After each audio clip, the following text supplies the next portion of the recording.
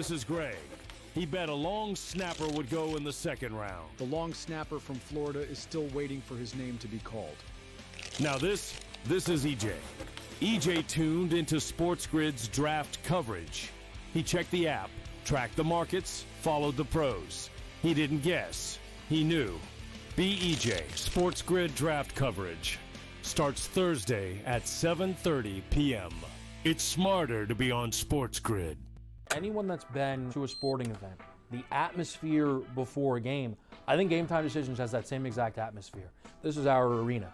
This is what we do. There is going to be an energy to Game Time Decisions that you will feel night in and night out. The excitement you get when you lock your bets in, when you're figuring out what you want to do, we can zone in on the biggest games each night. I want this to be the place that people come to before the games start so they feel as ready as possible to lock in their cards. We are going to hit every single one of those markets that you need to know about. We're gonna go through every single thing, and I've got a great team behind me that's gonna help me get the job done. There is not gonna be a better place, I promise you, than Game Time Decisions to get that new information, react to it, and be able to then bet accordingly. We will have everything at our disposal, and we will use that to our advantage. I'm Kevin Walsh. Tune into Game Time Decisions from 6 to 8 p.m. Eastern on SportsGrid. If you're going to trade Durant, right, it means things are getting weird anyway. Teams are going to, before they go for Durant, they're going to go for Devin Booker. That's just the reality of it. You get rid of Durant, or do you do the crazy one? Because you're so far out of the West, you get rid of Booker because D-Book will bring you far more in a return. Betting above the rim. Only on SportsGrid.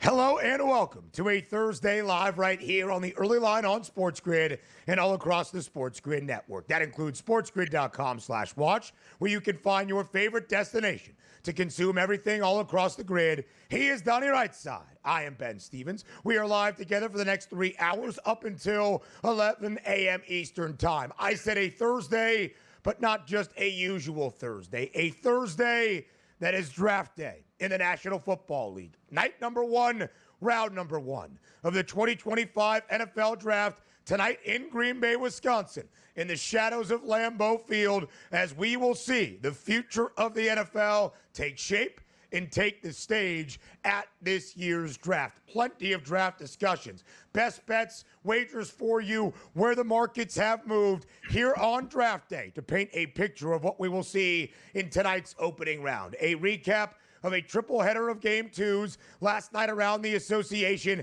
in the NBA playoffs. The main burning question for all of you here in this opening hour: will Donnie Rightside even be watching 2 minutes of NBA regular season basketball next year? It all comes down to the Houston Rockets. We'll go around Major League Baseball and so much more over these 3 hours, DRS, live right here on TEL.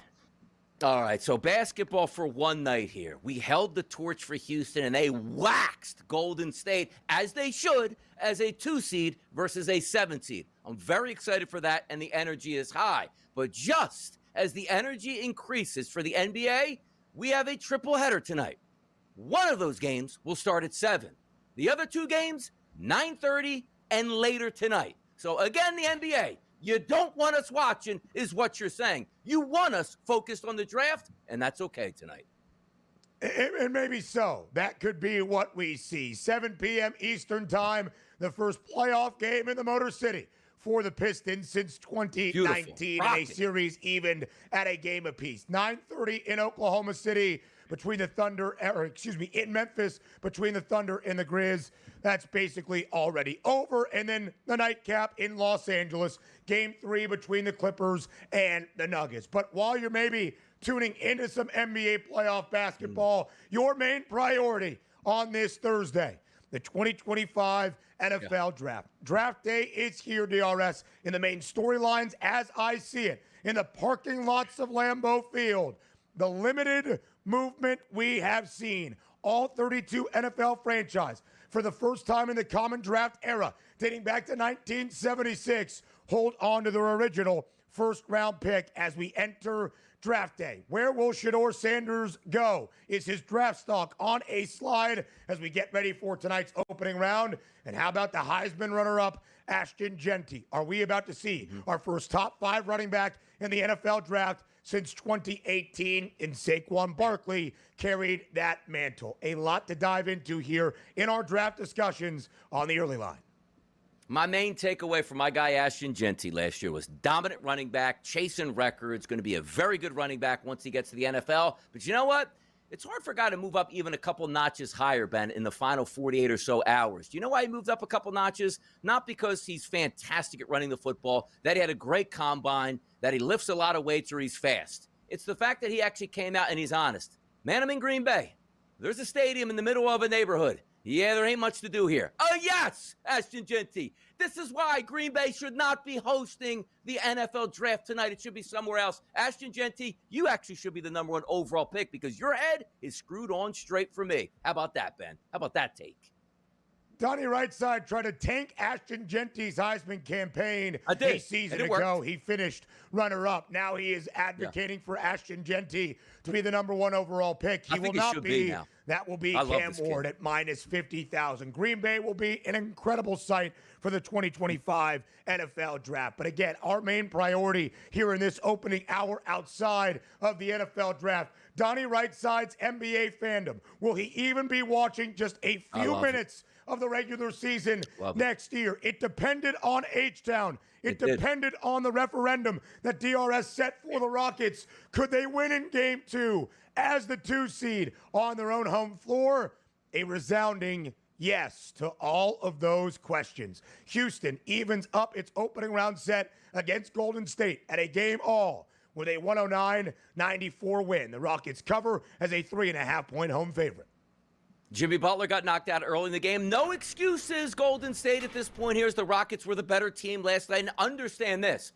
I don't know if this was a bigger win in my life. Was it the Eagles' Super Bowl win against the Kansas City Chiefs or last night's win for the Houston Rockets in round number 1 against the 7th seed? I needed this. I really did. The crowd was hyped. You needed to get after it. They did that last night. The Rockets, even up 1-1, go back to Golden State, understanding the task at hand. You can't lose to a 7 seed. That is embarrassing. The 7 seed was the favorite massively over you last night for the series price, even though they weren't even favored to win that game. Thank you, Rockets. I am completely invested in this series, and the Rockets played the part of a 2 seed last night, beating a lowly 7 seed, and I enjoyed it.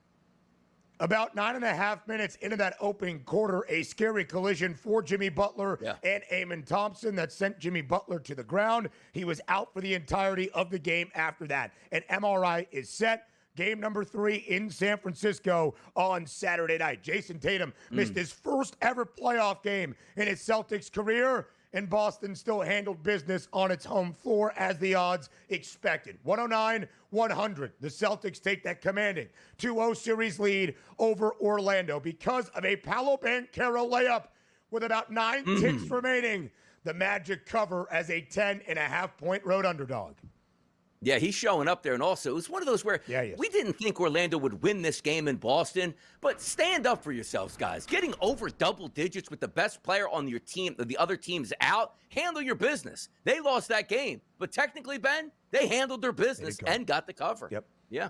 196 and a hook, playoff basketball, brother. That was the over-under. It does push to the over. Boston, the reigning NBA champs and the Eastern Conference favorites, but not the 1 seed out east. That's the Cleveland Cavaliers, and much like the Celtics, a 2-0 series lead, and much like Boston, Cleveland did not cover on its home floor last night. But Donovan Mitchell has been great. Back-to-back 30 pieces for the Cavs, 121-112. Cleveland wins, Miami covers as a 12-point road dog. There you go. Loved it yesterday. Over double digits again. A team that should be much more rested at this and on an even playing field. Do we expect them to beat the Cavaliers outright? No. But I thought they could stay within double digits, and they did last night. The Heat are probably going to be a gentleman's sweep, if not getting swept in this series, because why? Cleveland is really good. But at least Miami showed up last night and kept that game within striking distance. We'll look at these series in this opening hour before we turn our attention to the draft. Some Major League Baseball yesterday. Make it 7 straight for the Amazons in a sweep over divisional nemesis in the Philadelphia Phillies, walking it off in the home half of the 10th. The Mets scoring two runs in the home half of the 10th. Starling Marte delivering the game-winning RBI. Pete Alonso, who knocked in Francisco Lindor to tie the game in the bottom of the 10th, scores that game-winning run. Philly should have won this game multiple times, just like multiple chances in this series. If you can't drive runners in when they're in scoring position with less than 1 out, you're going to get beat. Case in point, extra innings. You get the lead runner in, and you say, okay, let me blow this game wide open. Out, nobody scores. One more base hit, the Phillies win that game. But they haven't hit all series. The Mets were clutch in the series. That's why they swept the Phillies. On draft eve, the Lions make Kirby Joseph, who led the NFL last year with 9 interceptions, the highest paid safety ever. 4 years, $86 million. The Stars win their second consecutive game over the Avs in OT. Both the Caps and the Kings take a 2-0 series lead. More on the early line next.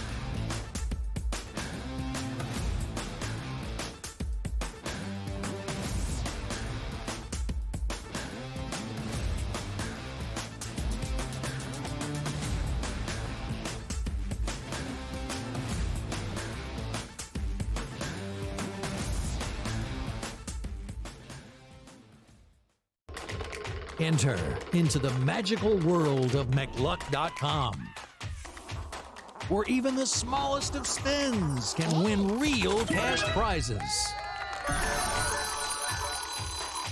Adventure into over 1,000 of the best Vegas-style slot games. So what are you waiting for? Unlock your free welcome offer today. Join the fun where winners play and players win. Two guys that can do it all. Too much electricity this morning. This was a good time. We're having a lot of fun. I had to do a triple take. Ka-ching! Why? Because of parity. I didn't mean to offend. Yeah, it's not going to happen. Load management is a dirty word. Let him rip. You know what? Circumstances provide the results. What? How do you do this once? Oh, Donnie, you got such a good show there. A network that is booming. The Early Line, only on SportsGrid. Anyone that's been to a sporting event, the atmosphere before a game, I think Game Time Decisions has that same exact atmosphere. This is our arena.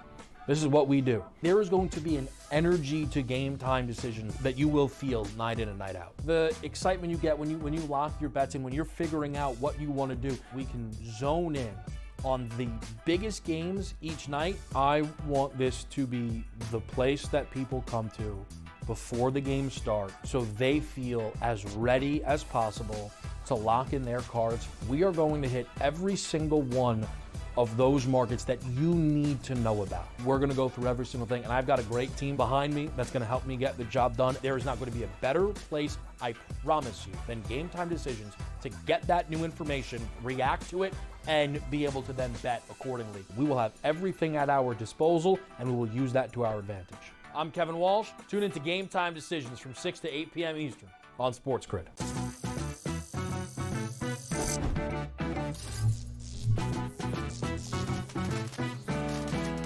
Did you know sportsbooks tend to draw up tighter bet lines for events that get even more bettors, like championship games or major matchups? My tip? Try betting on less popular sports. You might have a better shot at beating those odds. Now, go get lucky. See you in Las Vegas. Let's get lucky.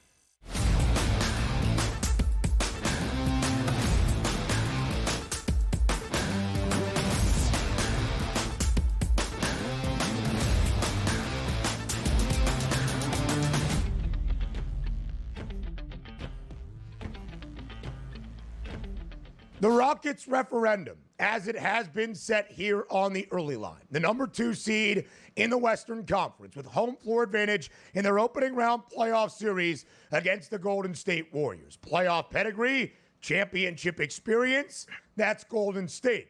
But the 2 seed after 52 regular season wins, That's Houston. So what wins the day in the postseason? That has been Donnie Rightside task. 4H down the entirety of this opening round. Not just to start off the playoffs, DRS, but certainly with a focus in game number 2. We set the stakes early yesterday. If the Rockets lost in game 2, each of their 2 home games to start off this series, Donnie was done. Regular season, throw it out the window in the NBA. It means diddly squat. Well, the Rockets delivered a win last night, 109-94, beating the Dubs by 15 points and covering as a 3.5-point home favorite. The regular season still has some significance in the eyes of DRS.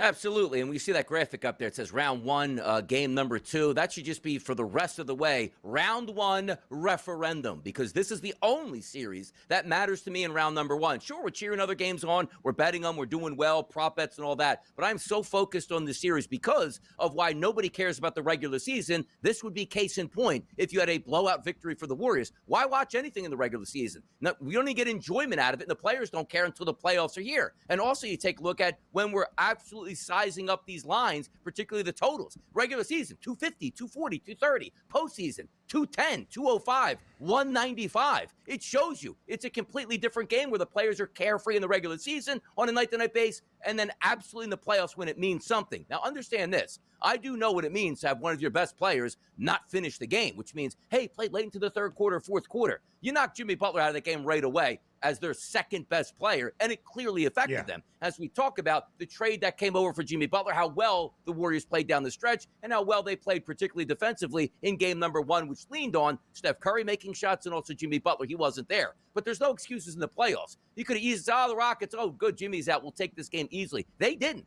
And what do we want to see from them, Ben? Quarter number 1.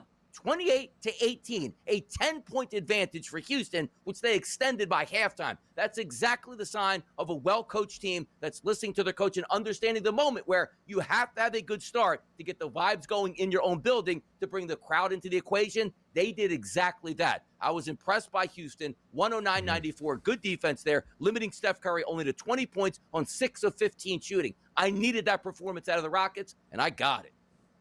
Yes, you certainly did, DRS. Let's start with the Jimmy Butler incident and that scary injury. About 9.5 minutes into the opening quarter, Amen Thompson on a floater through the lane tried to have a basket, was following his own shot off the miss. There was some contact down low. Because of it, Amen Thompson kind of undercut the legs of Jimmy Butler, who was skying for the rebound. He fell hard onto the floor. Now, there's some conversation about if the play was dirty. Was Amen Thompson intentional? I don't believe so, but I'll leave that up to your own synopsis. Regardless, Jimmy Butler did not return from that early moment in the opening quarter. And when Jimmy goes out there, DRS, in game number 1, scores 25 points, combines for 56 of the 95 the Warriors scored in the opening game to take game number 1 on the road alongside Steph Curry. Of course, that is going to leave a large void. One Golden State was unable to overcome. Meanwhile, for Jimmy Butler, he will undergo an MRI. They are calling it a pelvic contusion of sorts. We'll see about his status for game number 3, a few days off as we head to San Francisco on Saturday night. Now, outside of that scary incident early, DRS, what was one of the main storylines that we said? Who had to be better in game number 2? Maybe Houston's best scorer in Jalen Green. Only 7 points in his playoff debut on Sunday in game 1. 38 points behind 8 triples last night. That was one of the huge differences for Houston, winning game 2 by 15 and covering as a 3.5-point home favorite. Exactly. You have to play well in your own arena. You need to get those vibes going early, and he certainly did that. And you said taking 18 three-point shot attempts. I love it. Making 18, I'll take that each and every time for a plus 19 and 38 total points. Sets the stage there for game number 3 when they head into hostile territory in Golden State. But also the defense, once again, from Houston. Anytime you're holding any team, let alone the Golden State Warriors, I don't care playoffs or regular season, to under 100 points, you did your job. So once Jimmy Butler went out, you're sort of trying to find guys to see if they can step up and be that B-roll player. Pajemski, before the game, hearing that he might not even play because of maybe a stomach illness, looks like he probably should have sat that one out. didn't score a single point, missed every field goal attempt, and didn't register a statistic. We'll see what Golden State has moving forward, but also understand this. Like, we're now looking at an injury situation on Jimmy Butler, where if he's down for an extended period of time, how well they played down the stretch without Jimmy Butler, I don't know if they can hold up against the Rockets. They need Jimmy back as soon as they can get him, and hopefully that Saturday night we get some clean MRIs, but maybe no worse for the wear, maybe just a little bit banged up at that point, but they need Jimmy back in the biggest way. Yes, they certainly do. Leading scorer last night for the Warriors, that was Steph Curry. He had 20 points, but 6 of 15 from the floor. 4 of those 6 made field goals from beyond the arc. Again, 38 from Jalen Green. Alperen Şengün continues to be great in this series. Was Houston's leading scorer in the opening game of the set with 26. He was the only guy that scored more than 11 points in that opening game. Number 1, 17, 6, and 7 last night for the big man for Houston. The Rockets even up this series. Both of the opening 2 games of this series, DRS, the total has stayed well under. In fact, one team has failed to score even 95 points to start off this series. As we look at other things, DRS, as where this series stands, the Warriors minus 178 now as your series outright favorites. They entered game 2 after winning game 1 on the road as a minus 350 outright favorite. Of course, they even started the series as that outright favorite, part of the Rockets referendum. It's blowing my mind right now to see that graphic and see the odds where you just saw Jimmy Butler's down. We don't know how long he's going to be out. And they're still saying after getting routed in game number 2, it doesn't matter. The Warriors are so far and away the better team as the 7th seed. It doesn't make sense. We are in uncharted territory in the history of modern sports betting with this setup right now. And I love every minute of it. Warriors a 3.5-point home favorite for game number 3 on Saturday. The rest of the postseason next.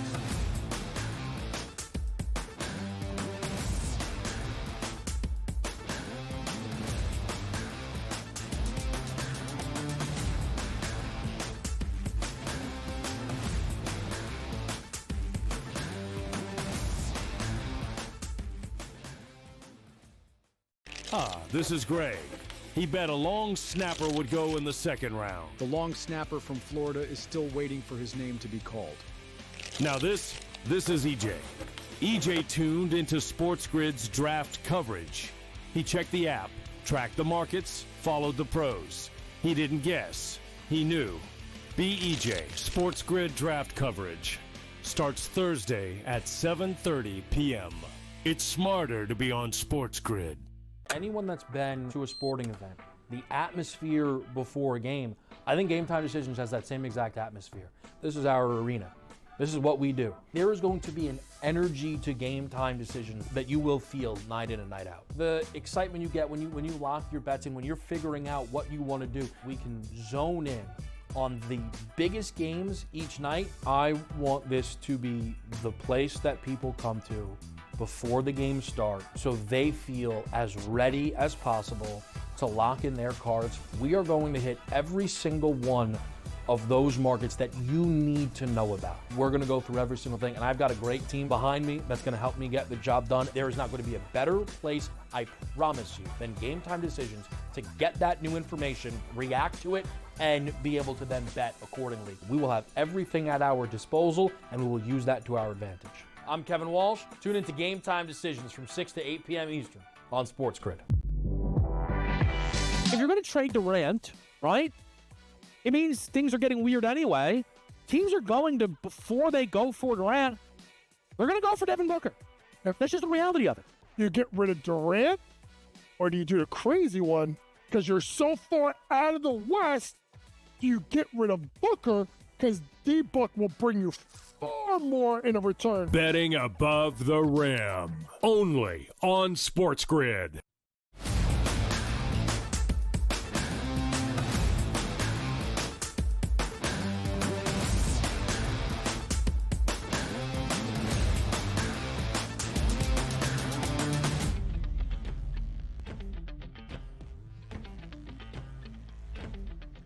Game number 2 last night inside TD Garden at the home of the reigning NBA champs, and some pretty big news last night for Boston. Jason Tatum, who got injured late in the opening game of this series on Sunday with a wrist injury, listed as doubtful when we were live yesterday on TEL, was ruled out midway through the afternoon. The first playoff game, DRS, for Jason Tatum in his NBA career. Drafted in the summer of 2017, has been with Boston for every playoff trip the Celtics have made in the last 7 years, played 114 playoff games, entering game number 2. At the end of game number 1, missed his first career playoff game last night. So how would the Celtics respond? It wasn't as though they were an underdog or even a single-digit favorite at home against the Orlando Magic. But they did move from a 13-point favorite after winning game 1 by 17 to just a 10.5-point favorite for game number 2.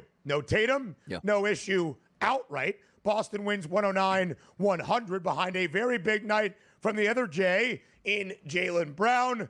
A late Paolo Banchero layup with about 10 seconds remaining in regulation gives Orlando the cover. It was the final bucket of the game.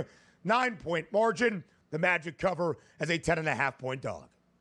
Yeah, it's hard to size up the Magic for this series because nobody even gave them a chance to win it, and rightfully so. Like, Boston is just so much better. So you're trying to take it with a grain of salt. Like, okay, game number 1 didn't work out. Game number 2, they stayed within the number, which is fine. They'll probably be competitive in Orlando for games 3 and 4, and maybe the Celtics slow play Jason Tatum, so it gives the opportunity for maybe the Magic to steal one of those because the regular season was okay, and that's exactly what 41-41 is for the Magic. We do know they have a couple of good players, but they still need to add on. We know they like to play good defense, but struggle to score. And that's always going to ramp its head up when you play a team like Boston that can seize you on defense and say, all right, Paolo Banchero, shoot 25 times, get yours. Franz Wagner, shoot 20 times, get yours. Nobody else is going to score, and that's what you're finding. So it might be just a theater to watch where they get to the century mark, which they barely got last night, and late, just enough to get the cover. It's hard to judge because we know the Celtics are good. They will advance. I don't want it glom on to the Magic saying, well, come on, you got to show us more. This is exactly what we thought. They'd be down 0-2 by the time they got back to their own building.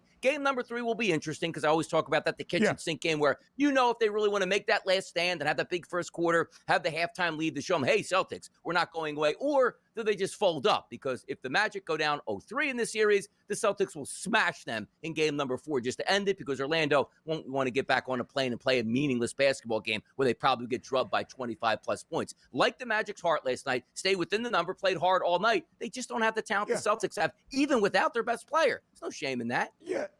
It is a good point, DRS, and we saw last night's total be a real representation of old-school playoff basketball, 196.5. For Orlando to even get to the century mark, now that was something. It does sky over as it stayed well under on Sunday afternoon in Beantown. Orlando only scoring 86 points in that game, and DRS combining for 59 of those 86 points in game number 1, Paolo Banchero and Franz Wagner. Combining for 57 of the 100 points last night for the Magic, Paolo Banchero and Franz Wagner. 32 points out of Banchero. Wagner had 25. Not only just 57 of 100 points, DRS, 45 of the 82 total field goals. The Magic right now really playing a two-man show and not getting a ton of help elsewhere. Without Jason Tatum, Jaylen Brown delivered 36 points, 5 made triples, 10 rebounds as well. He was the shining star for the Celtics last night, and a guy we highlighted off the bench, who is the best bench player in the NBA this year, the Sixth Man of the Year award winner, Peyton Pritchard, over his points prop of 11.5, finishing with 14. And how many made threes, DRS? Exactly 3, baby.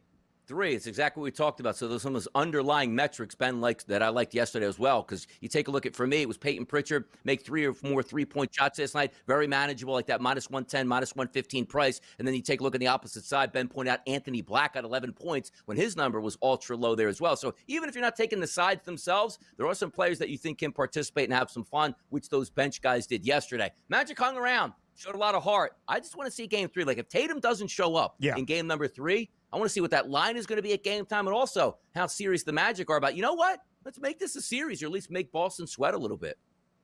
You would think, DRS, right now, looking at game number 3, that the odds makers are not expecting Jason Tatum. because Boston is only a 5.5-point favorite. In full strength, of course, for Sunday's opener, the Celtics were around a 12.5, 13-point home favorite. I understand they are now changing a venue to head to Orlando tomorrow night, but only 5.5 points. That probably means no Tatum. The rest of that series into Cleveland next.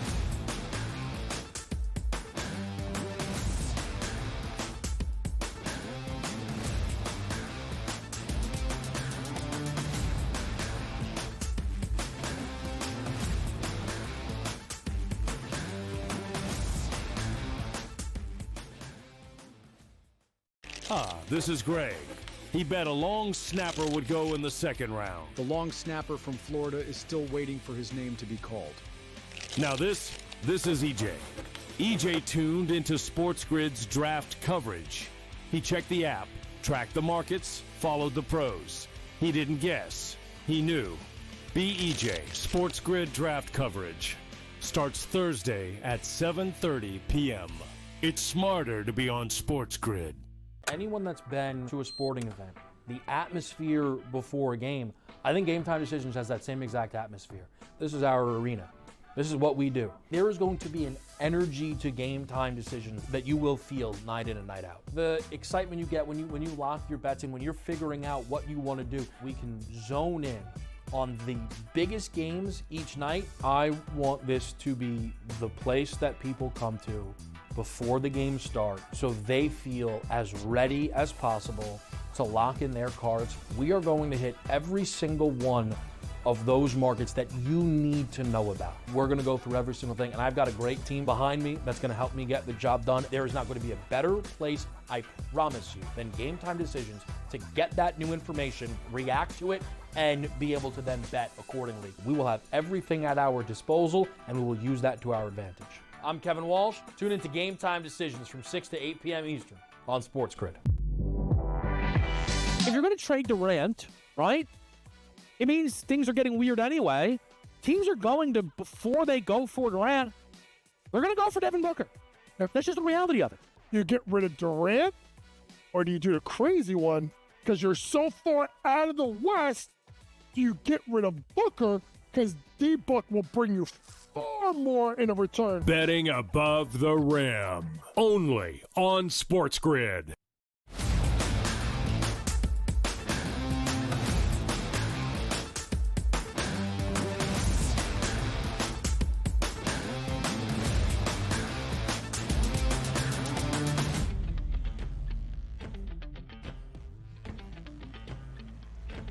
The reigning NBA champs, now just 2 wins away from winning the opening round set in their title defense here in the NBA playoffs. The Celtics take a 2-0 series lead last night with a 9-point home win over Orlando. DRS, we were really debating, would we even see 5 games in this series with or without Jason Tatum fully healthy, dealing with that wrist injury? Right now, the odds makers expecting it to be a 4-game sweep. Boston now a minus 30,000 favorite to win this series outright. They entered last night at minus 8,000. The big difference, DRS, despite being a 10.5-point home favorite, Boston to win in 4 was a plus money price yesterday for that straight sweep, and Boston to win in the gentleman's sweep fashion in 5 with some questions around the status of Jason Tatum. Wasn't all that far behind. Now as the Celtics handle their business, really kind of comfortably in control for most of the second half for the second consecutive game, the Celtics to win in a clean sweep in only 4 games is minus 114, as you see there.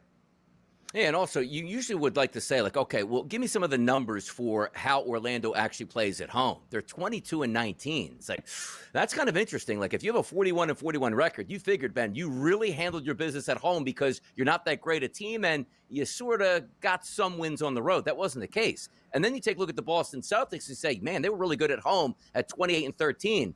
But even better on the road at 33-8. Now, understand this. We're dealing with Jason Tatum, one of the best, top 5 players, let's just say, in the NBA, and he's not going to be there. That will help. And also from a psyche perspective for the Orlando Magic, saying, you know what? We're on our home court here. Tatum's not going to be there. We really think we can steal this game. We played within single digits without him in Boston. I think this game might be even tougher, which, again, reflective in the opening numbers that we're looking at, it shouldn't be a runaway for the Boston Celtics. But if we're expecting just that massive home court advantage for Orlando, it really wasn't there in the regular season. And Boston's not like, hey, we only lost 2 games on our home court, and we still handled our business on the road with a decent record. They were phenomenal on the road. So that might hold up as well. But it still is very hard to sweep a team in the NBA playoffs and do it without your best player. Is anybody going to look at the Celtics differently, Ben? If they lose game 3, win game 4, and game number 5, like, oh, man, it took them 5 games to beat Orlando. Come on now, without Jason Tatum. Like, no, there's nothing wrong with that. And that's a quick, clean gentleman sweep, which they will take. I'm still not sure, though. Orlando just has enough firepower to say we can get into a 125, 123 game with Boston and beat them. They need that ugly, sloppy game, which is still hard to beat Boston in.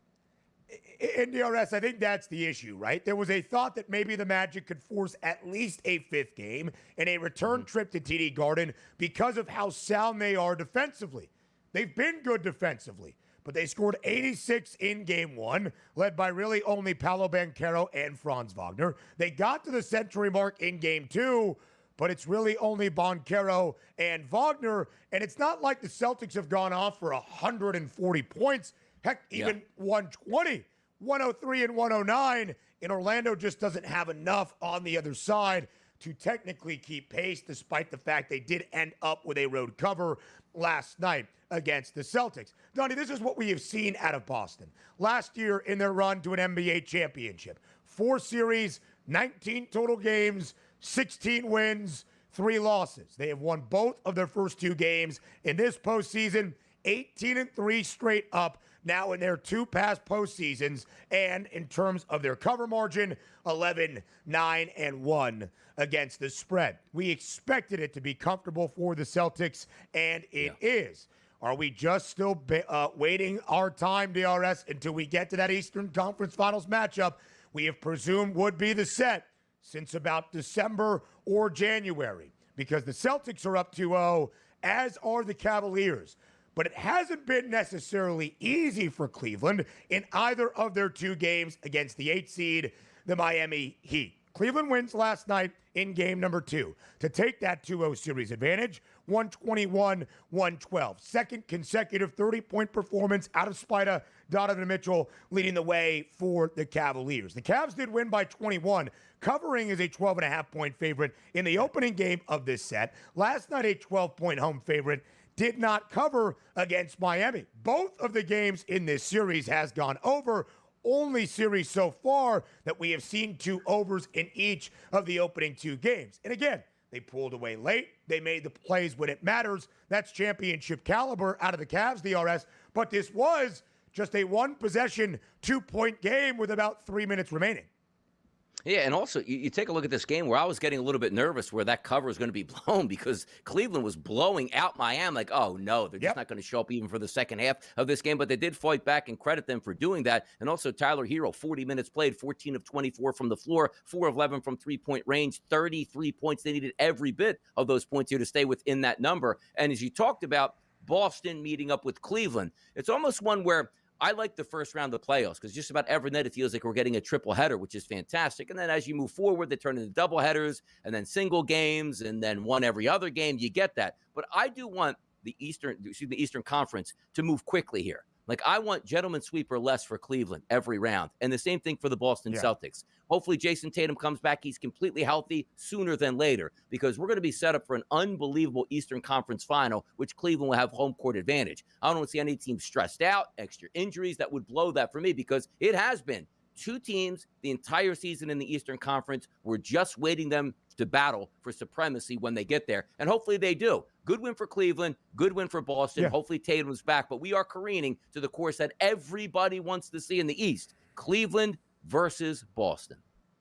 And when you look at the numbers last night, DRS, for the Cavaliers, 30 points out of Donovan Mitchell, 21 points and 9 dimes from Darius Garland, 20.6 boards for Evan Mobley. Our guy Ty Jerome, only 6 points off the bench, but maybe we get a depressed number for the game number 3 and maybe for the entirety of this postseason after 28 points in only 26 minutes in game number 1. I mention all of that because the Cavs are playing basketball the way they should, handling the business as they should. Just because they did not cover last night does not demean the effort. Tyler Hero on the other side, 33 points, game 2's leading scorer. Some interesting comments, DRS, from Darius Garland after the game. He was asked, hey, it was tight, it was competitive once again, certainly in that final stretch in the fourth quarter. What are you guys telling yourselves in that moment to pull away and ice out the game? And he goes, go after Tyler Hero.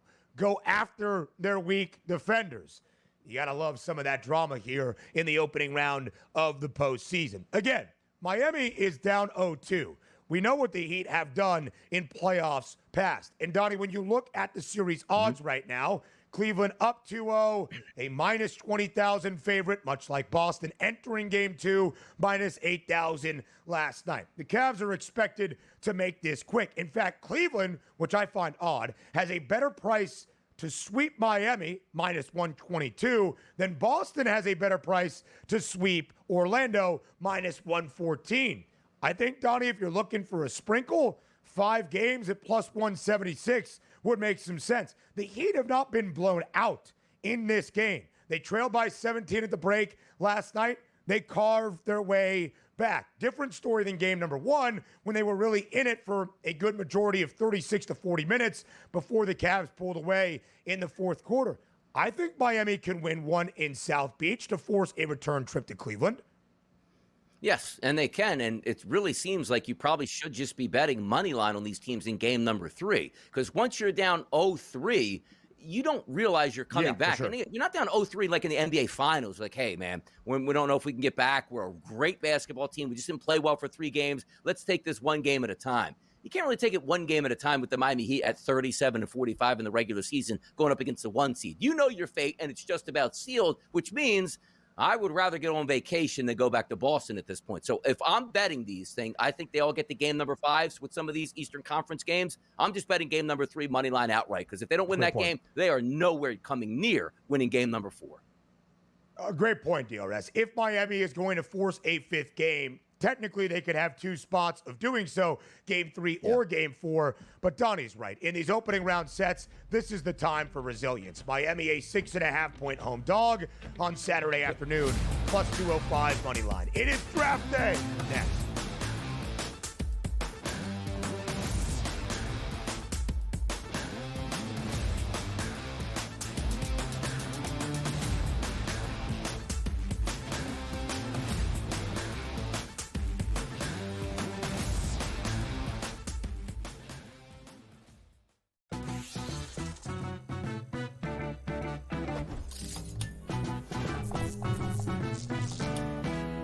Vegas knows how to show love to our everyday heroes. So if you're a first responder, you are in for some perks. Lots of hotels and casino offer big discounts to any first responders who can show valid work or volunteer ID. So treat yourself to a discounted stay. You deserve it. See you in Las Vegas. Let's get lucky. Hasn't been a ton of indication that Cleveland is even looking at anybody outside of Travis Hunter. The Giants, yes, have worked out Shedeur Sanders. I do think there's going to be at least 3 quarterbacks taken in the first round. Not because they deserve the first round, I have a first round grade on them per se, but the fact that you get the extra year of control, somebody's going to slide into one of those 30, 31, or 32 slots and grab a quarterback. The early line. Only on SportsGrid. They're so close that we're barely going to be getting any value on the plus side of things. I think there's a little bit of value on the Blue Jays today, but it's an awesome division. Like, I don't want to see teams running away and be up by 12 games in first place. We want to see teams constantly battling for first place. They hit a team total. I love that. So as many times as we get bad beats, you do get the same amount of good beats typically in your direction if you wait long enough. Pro Baseball Today. Only on SportsGrid. This is Greg. He bet a long snapper would go in the second round. The long snapper from Florida is still waiting for his name to be called. Now this is EJ. EJ tuned into SportsGrid's draft coverage. He checked the app, tracked the markets, followed the pros. He didn't guess. He knew. BEJ SportsGrid draft coverage starts Thursday at 7:30 p.m. It's smarter to be on SportsGrid.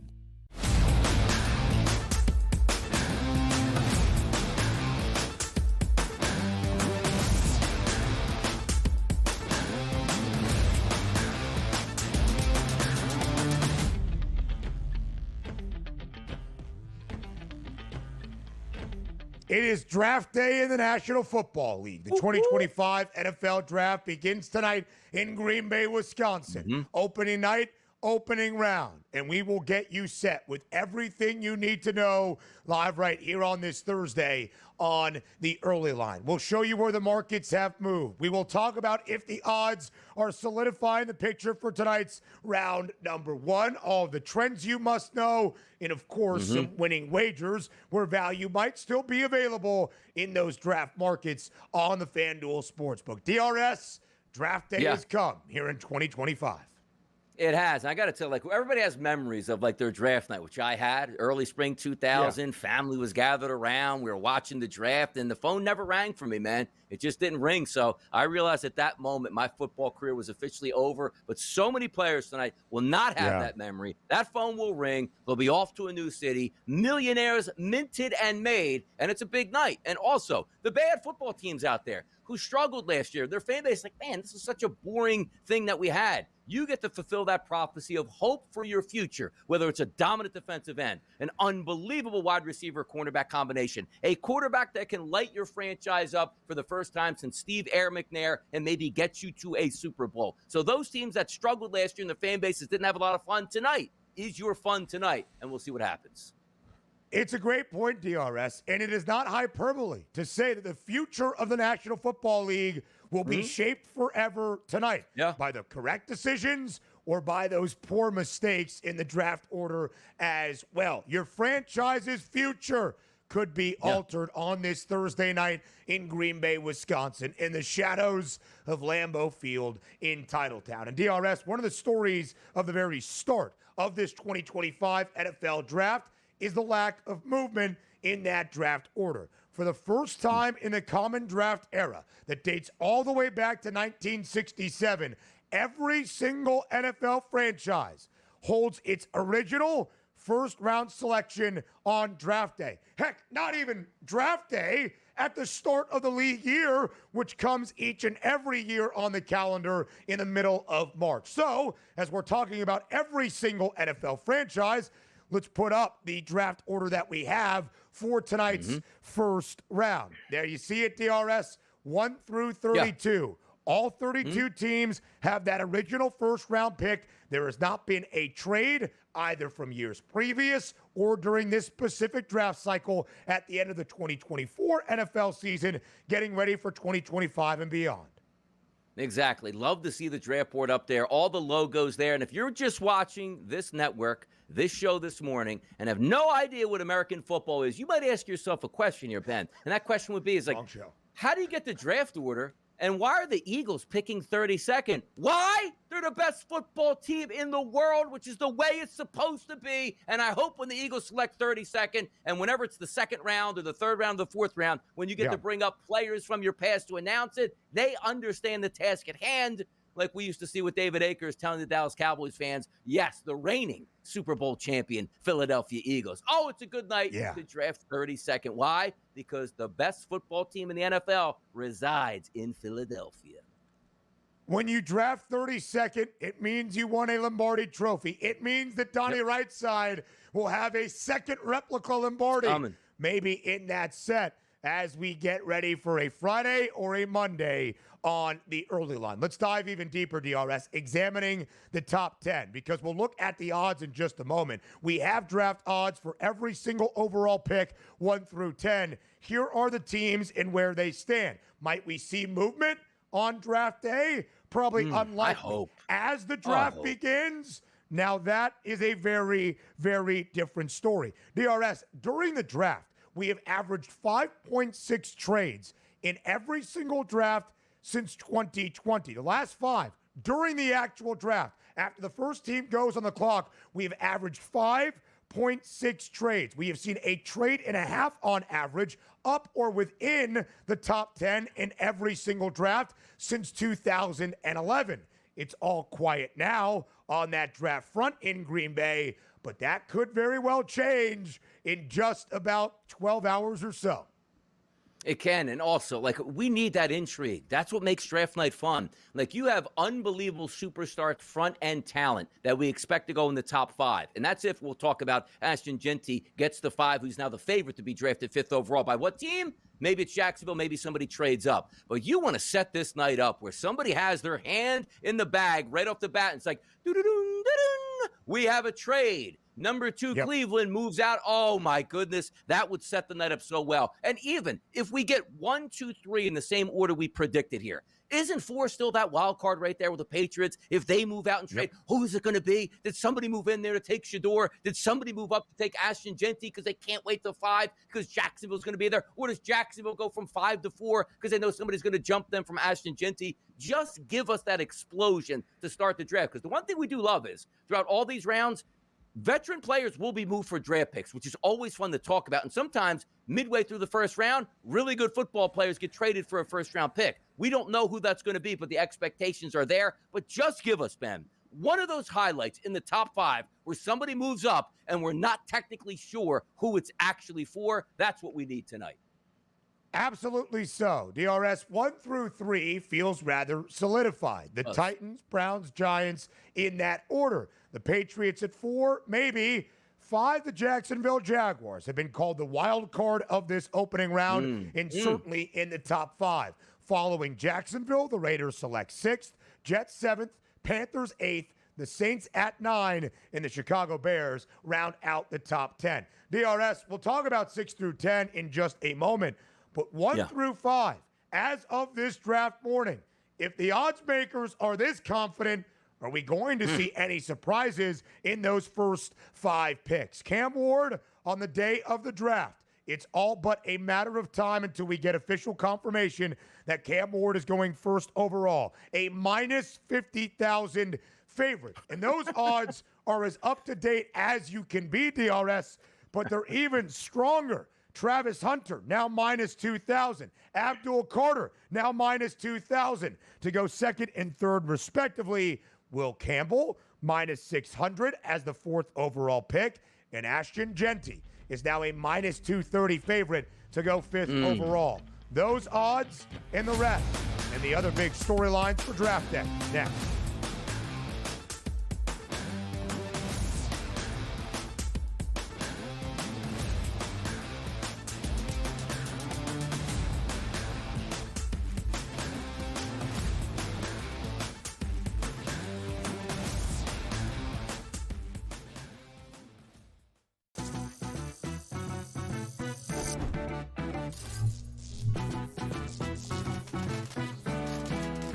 Here's a tip.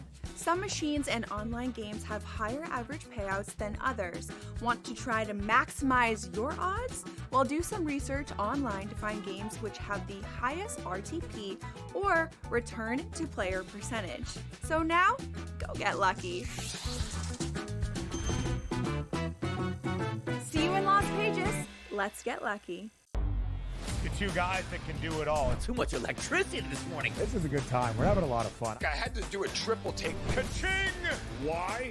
Because of parity. I didn't mean to offend. Yeah, it's not going to happen. Load management is a dirty word. Let him rip. You know what? Circumstances provide the results. What? How do you do this once? Oh, Donnie, you got such a good show there. A network that is booming. The Early Line, only on SportsGrid. They're so close that we're barely going to be getting any value on the plus side of things. I think there's a little bit of value on the Blue Jays today, but it's an awesome division. I don't want to see teams running away and be up by 12 games in first place. We want to see teams constantly battling for first place. They hit a team total. I love that. So as many times as we get bad beats, you do get the same amount of good beats typically in your direction if you wait long enough. Pro Baseball today, only on SportsGrid. The game is on. The stakes are high, but the action isn't just on the field. He's rearranging that rhythm.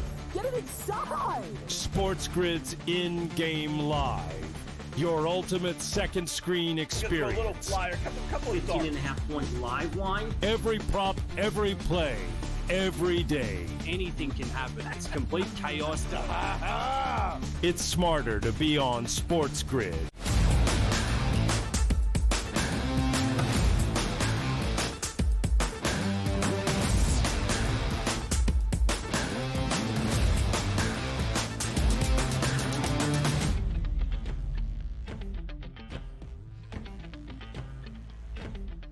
Live right here, it is NFL Draft Day on the early line on SportsGrid.